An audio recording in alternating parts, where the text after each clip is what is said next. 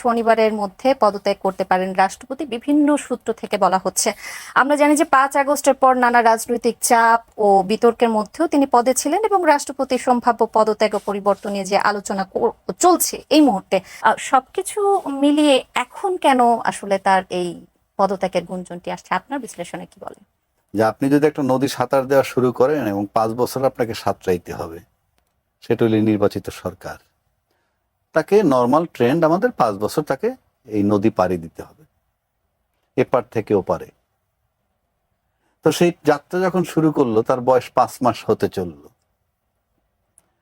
এবং রাষ্ট্রপতিকে যখন অপসারণ করা সবার দাবি ছিল, আমি মনে করি দেলোয়ার সাহেবও দাবি ছিল ৫ই আগস্টের পর, তখন কিন্তু আজকে যারা ক্ষমতাসীন তারা সম্মতি দেননি। এবং তাদের সম্মতিটি যে শুধু হয়নি তা না, তার রাজনৈতিক শক্তি, তার সাথে ইনফ্লুয়েন্স হয়েছে আজকের আর্মিরাও তাকে রাখার পক্ষপাতী ছিল। না, এখন যদি বলেন আপনার কাছে প্রমাণ কি, প্রমাণ নাই, বাট আমরা তো বুঝি, এই আবহাওয়ার ভিতরে থাকি, এই হাওয়ার মধ্যে থাকি। হ্যাঁ, শেখ হাসিনার মতো শক্তিশালী মহিলাকে চলে যেতে বাধ্য হলো, আর তার যে শতভাগ না হাজার ভাগ দুর্বল একটা ইনঅ্যাক্টিভ মানুষ থেকে গেল। তার মানে কি? তার মানে তাকে রাখা হয়েছে। যারা রাখছিলেন তারা কেন রাখছিলেন সেটা আমি জানি না। এমন হতে পারে যে তপ্ত লোহার উপরে দাঁড়িয়েছিল ওই মুহূর্তে রাজনৈতিক দল, ইনক্লুডিং ইন্টারিম গভর্নমেন্ট, অন্তর্বর্তীকালীন সরকার। হ্যাঁ, তারাও একটা তপ্ত পাটাতনের উপরে ছিল। সে কারণে হয়তো পারেনি, কারণ প্রশাসনকে লাগে কাজে। প্রশাসন যদি না ঝোঁকে, আর্মি একটা ফ্যাক্টর ঝোঁকে নাই, তাই সরাইতে পারে নাই। কিন্তু এই ৫ মাস সাঁতার দেওয়ার পর আমাদের মাননীয় প্রধানমন্ত্রী, উনি এখন বুঝতেছেন এই যে তাকে রাখা যাবে না। কেন রাখা যাবে না প্রশ্ন আনতে পারেন। এখানে আমার প্রশ্নটা হলো যে এখানে কি সরকার চাচ্ছে না, নাকি তিনি নিজে থেকে পদত্যাগ করছেন? রাজনৈতিক ভিতরে এত আলাপ লাগতো না। আচ্ছা, আমি যে কোনো মুহূর্তে বলতে পারি, টেলিফোন করে, ভাই আমার শরীর ভালো না, আমি কালকে আসবো না। কোনো এগুলা বোগা জ্বালাত। কারণ আমরা উই হ্যাভ সিন যে সে কিভাবে রইছে, কি পরিমাণ ইজ্জত তার আছে, যার কোনো রাজনৈতিক আদর্শ নাই। এই ব্যক্তি একবেলা বলল যে বঙ্গবন্ধু যুদ্ধের স্বাধীনতার ঘোষক, বলছে শেখ হাসিনা যখন তাকে বানাইছে, সেই ব্যক্তি আবার বলতেছে জিয়া রহমান সাহেব স্বাধীনতার ঘোষক। কে ঘোষক কে ঘোষক না, এই বিতর্ক কিন্তু আমি করছি না। আপনি তার খাইচ্যতটা দেখেন, এটাকে বলে খাইচ্যত। আমার পদে থাকতে হবে, কোন ইনফ্লুয়েন্সে কেন থাকতেছে? এখন সেই যে ইনফ্লুয়েন্সে থাকতো, সেই ইনফ্লুয়েন্স আস্তে আস্তে আস্তে আস্তে দুর্বল হয়েছে। আপনার যদি মনে থাকে তাহলে আপনি দেখবেন, আমাদের মোমেন সাহেব যে পররাষ্ট্রমন্ত্রী ছিল, উনি ক্ষমতাচ্যুত হওয়ার পর শেখ হাসিনা তার ৮ মাস পর বাংলাদেশ থেকে বেরোইছেন আজকের প্রশাসনের সহযোগিতায়, সেটা তিনি নিজে বলেছেন। এবং উনি বলছেন আমি ৫ বার সিম পাল্টাইছি, ৬ বার বাসা পাল্টাইছি, প্রশাসন আমাকে সহযোগিতা করছে, তাই আমি ৮ মাস পর বেরিয়ে আসছি। এই যে প্রশাসনের যে ইনফ্লুয়েন্সটা ছিল, সেই ইনফ্লুয়েন্সটা আস্তে আস্তে আস্তে আস্তে দুর্বল হচ্ছে। তার বহিঃপ্রকাশ হলো রাষ্ট্রপতি। রাষ্ট্রপতিকে এখন সরাচ্ছে কেন? রাষ্ট্রপতির কোনো ফাংশন নাই উনি বলছেন। কিন্তু আজকে পর্যন্ত যে আমার যে টালমাটাল সিচুয়েশন, এখন পর্যন্ত কিন্তু আমি বলছি যে এই সরকারও কিন্তু তপ্ত পাটাতনের উপরে দাঁড়াইছে সেই ৫ই আগস্টের পর। স্টিল আমরা এখনো কিন্তু অনেক খারাপ পরিস্থিতির মধ্যে, আনস্টেবল সিচুয়েশনের মধ্যে আছি। সেই রকম একটা জায়গায় তার লন্ডন সফর এটা ডাউটফুল ছিল। লন্ডন সফরে দেখা গেছে ২ হাত ভরে খালি শপিং করতেছে, উনি কিন্তু গেছেন চেক আপ করাইতে। তো এই সমস্ত ব্যাপার।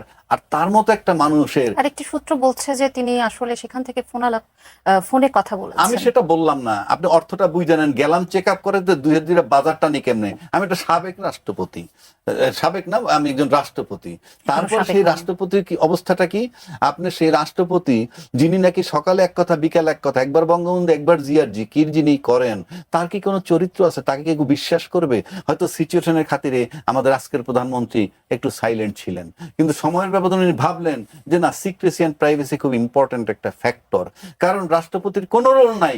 কালকে যদি ঘটনাচক্রে কোনো কারণে একটা খারাপ পরিস্থিতি আইসে যান, আল্লাহ মাফ করুক, যদি আইসে যায়, তাহলে একটা জরুরি অবস্থাও যদি আসে, he will play very important role. আর সেক্ষেত্রে আমার একটা নিজস্ব লোক দরকার বলে আমি মনে করি, ১ নম্বর। ২ নম্বর হইল যে উনি রাষ্ট্রপতি, উনি শেখ হাসিনার সময়ের রাষ্ট্রপতি, ফেসিজমের পক্ষের লোক বলে আমরা বলতেছি।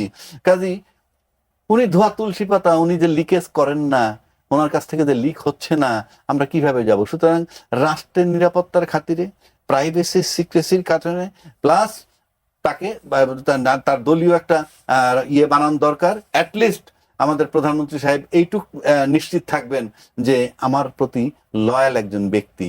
উনি লয়াল না, এটা কেন জানেন লয়াল না? তার প্রমাণই হলেই এই একই মুখে আমি স্বাধীনতার ঘোষক বঙ্গবন্ধুকে বলছি, একই মুখে আমি জিয়াউর রহমান সাহেবকে স্বাধীনতার ঘোষক। এইরকম লোকরা যদি কেউ বিশ্বাস করে, তা এমন একটা জায়গায় আসছেন।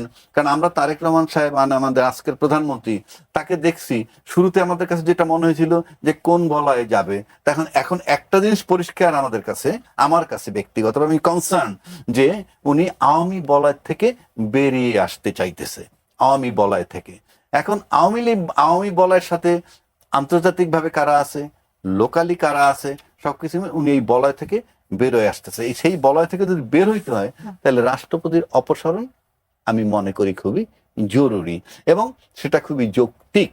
এবং রাষ্ট্রপতি, বিএনপি এখন 2/3 মেজরিটি নিয়ে আছে, সুতরাং তাকে যদি রাষ্ট্রপতিকে যদি অপসারণ করে, ব্যক্তিগতভাবে যদি আমাকে বলেন আমার কিচ্ছু আসে যায় না, কিন্তু I am concern about the Bangladesh politics. যেহেতু তারেক রহমান সাহেবকে 5টা বছর পার হইতে হবে, সুতরাং সেক্ষেত্রে অ্যাটলিস্ট আপনার লয়াল লোক দরকার। কেন দরকার? আপনি যে কোনো সিস্টেম লস যদি বন্ধ করেন, যে পানি বের হয়ে যায়, সেই পানিটার যদি ফুটোগুলো বন্ধ করে দিতে পারেন, তাহলে কিন্তু বাড়তি পানি না আসলে পানিটা জমে। তা সেক্ষেত্রে যে প্রাইভেসি অ্যান্ড সিকিউরিটির প্রশ্নে লিকেজ বন্ধ করার জন্য তার অপসারণ জরুরি বলে আমি মনে করি। এবং সেটার জন্য যদি প্রধানমন্ত্রী সিদ্ধান্ত নিয়ে থাকেন, আমি মনে করি এটা জাস্টিফাইড। আর তার মতো লোকরে দিয়ে যদি কেউ ভাবে যে উনি স্বেচ্ছায় পদত্যাগ করেন, আমি নিশ্চিত পৃথিবী উল্টে যেতে পারে, আমি বিশ্বাস করব বলে মনে করি না। যদি তাই হইতো, তাহলে আমরা দেখছি যে তার রোল কি, তার খাইচ্যত কি, তারপরে আছে।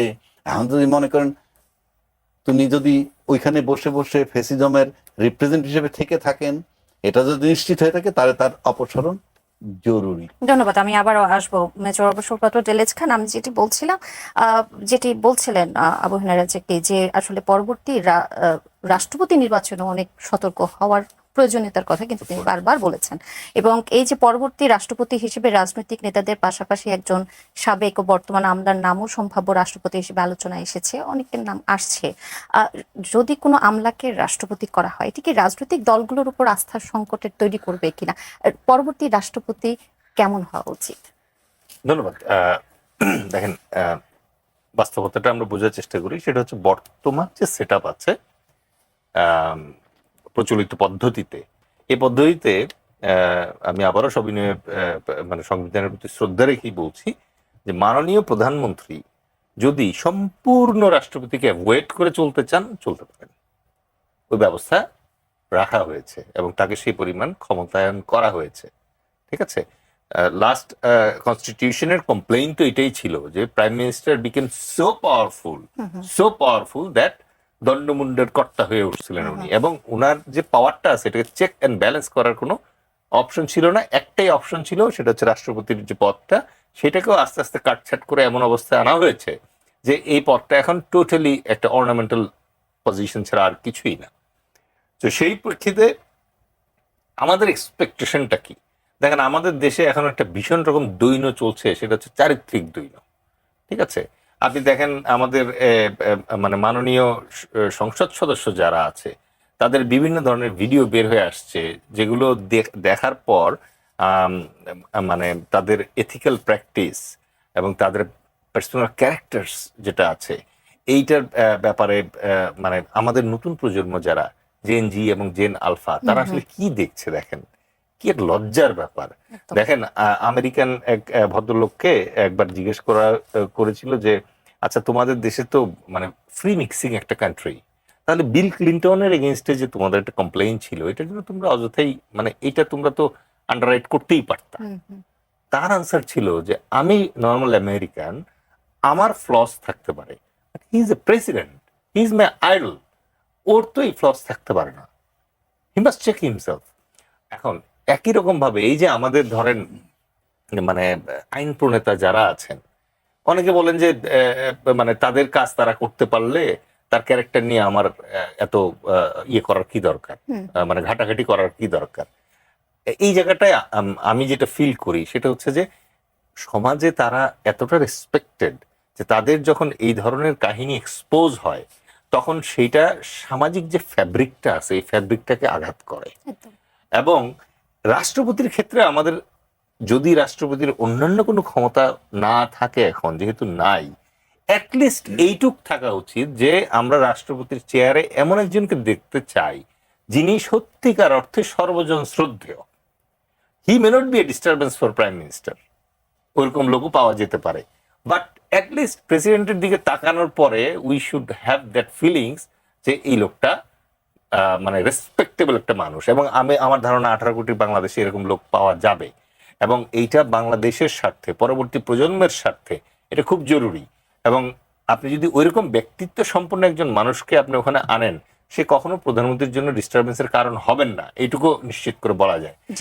আর শেষ করবো শুধু একটা কথা বলে এই প্রসঙ্গটা, সেটা হচ্ছে দেখেন একজন মাহাথির পুরো মালয়েশিয়া চেঞ্জ করে দিয়েছিল, একজন লি কুয়ান ইয়েন পুরো সিঙ্গাপুরকে চেঞ্জ করে দিয়েছিল, আমাদের একজন তারেক রহমান সেই সুযোগের দ্বার প্রান্তে দাঁড়ানো। সুতরাং কথায় আছে যে আপনি যেই 5 জন মানুষের সাথে মেশেন আপনি ওই 5 জন মানুষের মতো হয়ে যান। একদম রহস্যময় কারণে উনি ধরেন উইথ ডিউ রেসপেক্ট মানে এমন লোককে তার রাজনৈতিক উপদেষ্টা বানাচ্ছে যেই লোক জিয়াউর রহমানের ব্যাটম্যান হওয়ার উপযুক্ত না, রাইট? তাহলে এই ধরনের লোককে উনার চারপাশে উনি কেন আনতেছেন এটার উত্তর উনি ভালো জানেন। বাট একজন ভালো রাষ্ট্রপতি, একজন সৎ এবং দৃষ্টান্তমূলক রাষ্ট্রপতি যদি আমাদের চোখের সামনে থাকে, আমরা মানুষ হিসেবে, জনগণ হিসেবে will feel pride, will feel good. আমাদের জাতীয়তাবাদী যে চেতনা আছে এই চেতনাটাকে সমুন্নত রাখা হবে। জি, অ্যাডভোকেট আবু হানা রাজ্জাকি, এই বিষয়টিতে এই প্রশ্নটি অবশ্যই আপনার কাছে রাখবো যে পরবর্তী রাষ্ট্রপতি কেমন হওয়া উচিত, কাদের মধ্যে থেকে হওয়া উচিত। এই প্রশ্নটির উত্তর দেবার আগে আমি একটি প্রশ্ন আপনার কাছে রাখতে চাই যে নাহিদ ইসলাম বলেছেন রাষ্ট্রপতির পদত্যাগের পর তাকে গ্রেপ্তার করে বিচারের দাবি তিনি জানিয়েছেন। রাষ্ট্রপতির বিরুদ্ধে গুরুতর যদি অভিযোগ থাকে তাহলে পদত্যাগের পর তাকে আইনের আওতায় আনার সাংবিধানিক বা আইনগত কোনো ভিত্তি আছে কিনা, নাহিদ ইসলাম যেটি বলেছেন সেটি কি সম্ভব কিনা বা করা উচিত কিনা? রাষ্ট্রপতি পদে থাকাকালীন তো তার বিরুদ্ধে আপনি কোনো মামলা করতে পারবেন না। এটা সাংবিধানিক ভাবেই তার প্রতি সম্মান। বাট রাষ্ট্রপতির পদ থেকে যাওয়ার পর মামলা হবে না কেন? এরশাদ সাহেবের কি ছিল, কি অবস্থায় ছিল? তারপরে প্রধানমন্ত্রী বেগম খালেদা জিয়ার কি হয়েছিল? রাষ্ট্রপতি তো আসলামই, প্রধানমন্ত্রী খালেদা জিয়ার কি হয়েছিল? আপনি ক্ষমতায় না থেকে চলে যাওয়ার পর আপনার বিরুদ্ধে যে কোনো কিছু হতে পারে, যে কোনো অভিযোগ আপনি আমলে নিতে পারে, সেটা ভিন্ন কথা। কিন্তু রাষ্ট্রপতি কেমন হওয়া উচিত, এই যে বিষয়টা আসছেন আলোচনা হচ্ছে, জি, দেলোয়ার ভাই কিছু টাচ করছে যে একদিকে যেমন প্রধানমন্ত্রীর 5টা বছর পাড়ি দিতে হবে, তাকে দিয়ে উনি আশাবাদী, আবার কিছু উপদেষ্টা বানাইছে সেটা নিয়ে উনি কিছু হতাশ। এটা হতেই পারে, কিন্তু আমি ব্যক্তিগতভাবে বলতে চাই হয়তো তারেক রহমান সাহেব যা বোঝেন আমি তা বুঝি না। উনি হয়তো আমার কাছে সবচেয়ে অবহেলিত যে ব্যক্তি, তার ভিতরে উনি প্রতিভা খুঁজে পান, পেতে পারেন। তো আমরা এরকম অনেক দেখছি, এমন এক লোক ভবঘুরে, তাকে ডেকে এনে এমন একজন প্রডিউসার পরিচালক ফিল্মের কিছু রোল দিল, পরে সুপার অভিনেতা হয়ে গেছে। অর্থাৎ ওই প্রতিভাটা সে দেখছে। সুতরাং এন্ড জাস্টিফাইজ দ্য মিনস, ফলাফল বলে দিবে ওনার পছন্দটা ভালো ছিল কিনা। আমরা তো সেক্ষেত্রে আপনার সাজেশন কি হবে? এখন রাষ্ট্রপতির বিষয় যদি আনেন, আমি এখানে বসে বলতে পারি যে দেলোয়ার ভাই বললেন যে রাষ্ট্রপতি হওয়ার মতো ভালো ভালো অনেক লোক আছে। আমি যদি ওনাকে ভালো করে প্রশ্ন করি, উনি কিন্তু নাম বলতে পারবে না কারো। চট করে যদি প্রশ্ন করি, বলেন তো এই মুহূর্তে আপনি কারে চুজ করেন, তাহলে উনি বলতে পারবেন না। যদি বলেন এই প্রশ্ন আমাকে করা হয়, তাহলে আমি বলবো আমার চেয়ে ভালো লোক আমি কাউকে দেখি না। বিষয়টা try to understand my point, what I mean. কারণ কেউ যদি ভাবতো যে রাষ্ট্রের দায়িত্বটা কি জিনিস, তাহলে নেওয়ার আগে 7 বার ভাবতো। কিংবা কেউ যদি ভাবতো আমাকে প্রধানমন্ত্রী ডেকে এই দায়িত্বটা দিচ্ছেন, আমি কি আদৌ যোগ্য কিনা, আমি তো আমাকে অ্যাসেস করতে না পারি, আপনি রাষ্ট্র অ্যাসেস করবেন কিভাবে? আমি সেই অর্থে বলছি। তো এখন প্রশ্ন হচ্ছে যে এর ভিতর থেকে চুজ করবেন। একদম। সুতরাং আমাদের প্রধানমন্ত্রী উনি দক্ষ কিংবা অদক্ষ এই বিতর্কে আমি যাচ্ছি না। না হি হ্যাজ সেক্ষেত্রে গট আমার he has got the absolute power, hmm, hmm, উনি চুজ করবেন। হুম, হুম। এখন ওনার অনেক পছন্দ নিয়ে বিতর্ক আছে, বা আমারও পছন্দ হতে পারে, বাট ওই যে বললাম, উনি কার ভিতরে কি প্রতিভা দেখেন উনি জানেন। তবে বিশ্বস্ততার প্রশ্নে বর্তমান যে রাষ্ট্রপতি আছে তার চেয়ে অন্য জায়গাও কি তার দল থেকে নেক, সেক্ষেত্রে এর চেয়ে বর্তমানের চেয়ে একজন বিশ্বস্ত রাষ্ট্রপতি তিনি পাবেন, এটুক মোটামুটি নিশ্চিত। এবং সেই হিসাবে এই তাকে সরানোর সিদ্ধান্ত, আমি আবারও বলছি সরানোর সিদ্ধান্ত, কিন্তু ফাইনালি শুনবেন শারীরিক অসুস্থতার কারণে আমি আর পারছি না, এগুলো কমন কথা। যখন পারলে কালকে যেদিন রোববার দিন পদত্যাগ করবো ওই মুহূর্তে, এখন তার শারীরিক অসুবিধা নাই, লন্ডনে চেক আপ করে দিল, এখনো বলতে পারে, ও বলবে যখন চূড়ান্ত হবে। সমস্ত পন্থা চেষ্টা করতে অবলম্বন করার, থাকা যায় কিনা, কি পরিমাণ লয়ালিটি চান সেটা আমরা দিব, ইত্যাদি ইত্যাদি। যাই হোক, একজন দর্শক আছেন ফোনে। জি দর্শক, আপনার নাম বললে, পরিচয় বলে প্রশ্নটি রাখুন। আসসালামু আলাইকুম। ওয়ালাইকুম আসসালাম। জি বলুন। আমি মুক্তার আলী বগুড়া থেকে বলছিলাম। জি বলুন। আমি মাননীয় আইনজীবী আবু হেনা রাজ্জাকি ভাইয়ের কাছে আমার প্রশ্ন। বলুন, আমরা আমার শুনছি। একটা প্রশ্ন হলো, সেটা হলো এই যে আমাদের বর্তমান সাবেক বর্তমান রাষ্ট্রপতি, ওনার দুর্ভাগ্য না আমাদের বাংলাদেশের মানুষের দুর্ভাগ্য?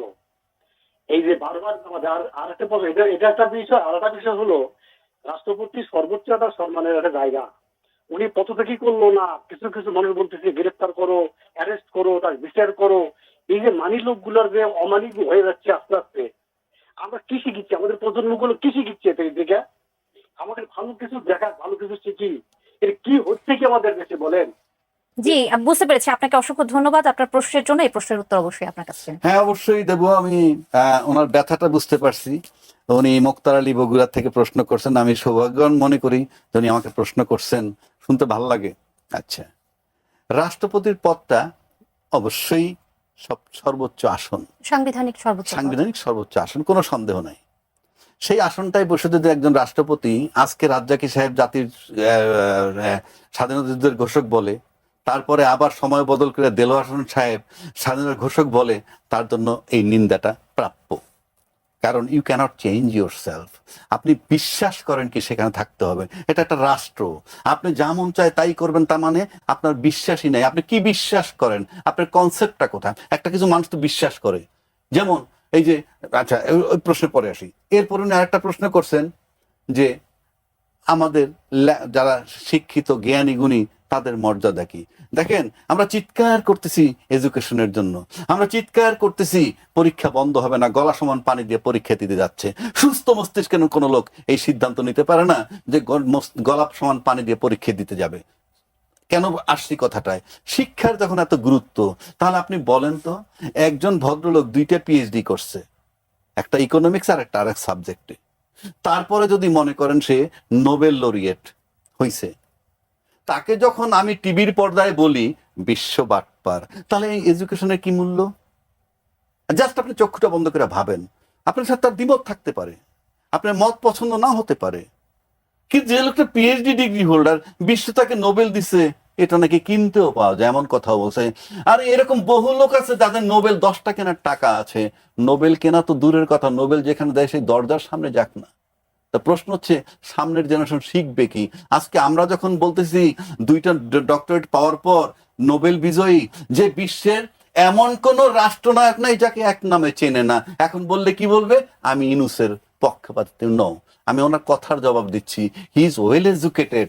তাকে যখন বলা হয় বিশ্ব বাটপার, তখন মুক্তার আলী ভাইকে একবারও প্রশ্ন করছে টেলিফোন করে যে ভাই তাকে বিশ্ব বাটপার বলতেছেন কেন? তার ফল থাকতে পারে, আমি বলছি না উনি ধোয়া তুলসী পাতার, বহু বড় ক্রিমিনাল হতে পারে, কিন্তু এই যে আমরা বলি, সুতরাং আমি জেনারেশনকে কি দিচ্ছি? আর রাষ্ট্রপতি সকালে এক কথা, বিকালে এক কথা। আবার আরো বলছি, সমস্ত রাজনীতিবিদ শিক্ষিত লোক 55 বছর যাবত একটা কথা বলতেছে যে রাজনীতিতে শেষ কথা বলতে কিছু নাই। এই যে আপনি বলতেছেন, আমার সকালে একটা, বিকাল একটা, রাত্রে একটা বলবেন, who has given you this right? কি শিখাচ্ছেন? 55 বছর যাবত এই দেশের রাজনীতিবিদ কি বার্তা দিছে এই দেশের জেনারেশনকে, কি কথা বদল করা যায়?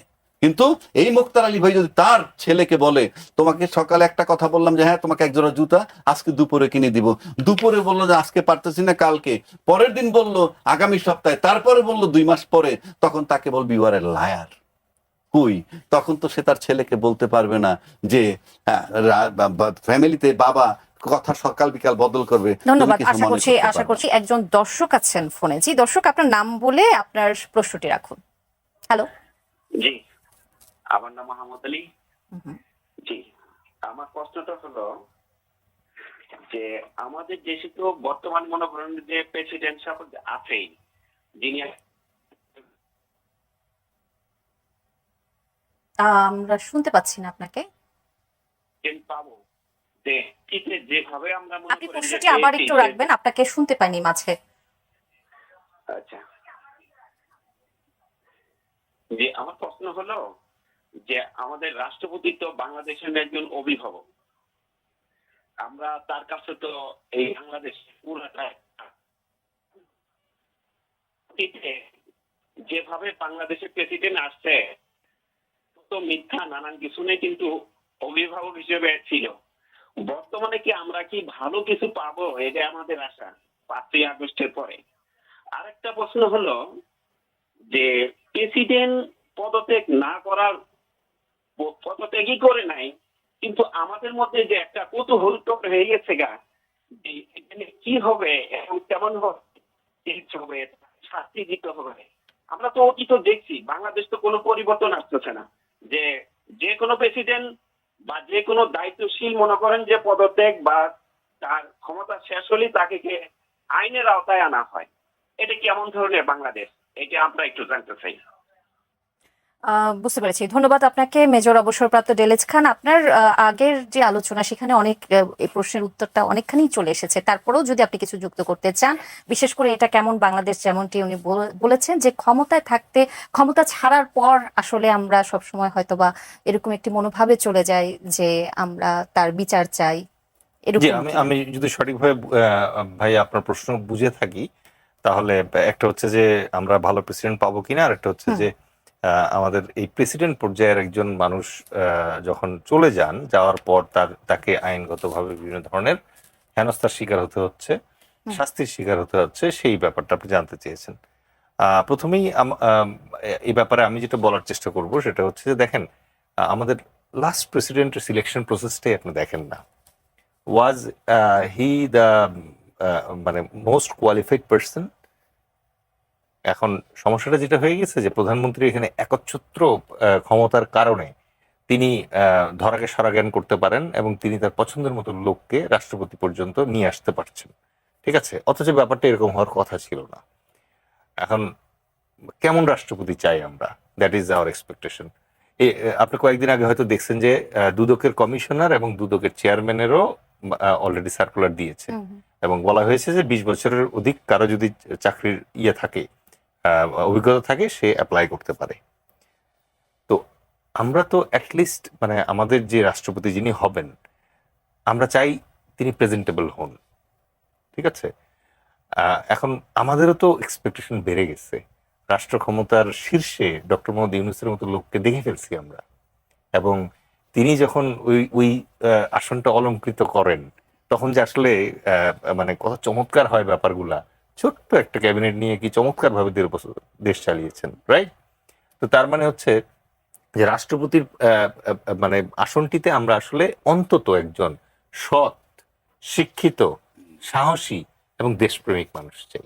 সেখানে একটি গুঞ্জন ছিল, আমি যদিও আবু বেনার রাজাকে আপনাকে ওই প্রশ্নটি রাখবো, যে আপনি ডক্টর মোহাম্মদ ইউনূসের কথা বললেন, এই গুঞ্জনটিও অনেক সময় চলে এসেছে। আমরা শুনেছি যে রাষ্ট্রপতি হতে পারেন বা তাকে বিবেচনায় নেওয়া হতে পারে ডক্টর মোহাম্মদ ইউনূসকে। এমন কি কোনো গুঞ্জনের সত্যতা আপনি দেখেন কিনা? I'd rather pass this question to Rajaji. আমি শুনে একটা কথা বলি। প্রশ্ন হচ্ছে যে আপনি একটা বলয় যদি লক্ষ্য করে দেখেন যে খলিল সাহেব